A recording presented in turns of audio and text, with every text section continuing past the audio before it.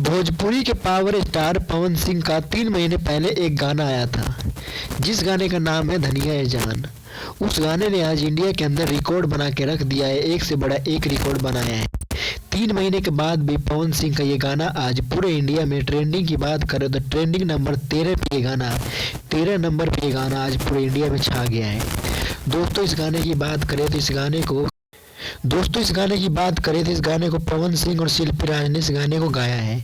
इस गाने की एक्ट्रेस की बात करें तो इस गाने में एक्ट्रेस के रूप में चांदनी सिंह ने इस गाने में काम किया है।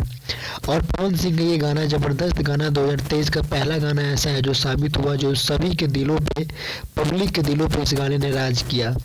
डीजे की बात करें तो हर शादी ब्याह ऑर्केस्ट्रा पे गाना बजता हुआ दिखाई देता है, जिस गाने का नाम है धनिया ए जान।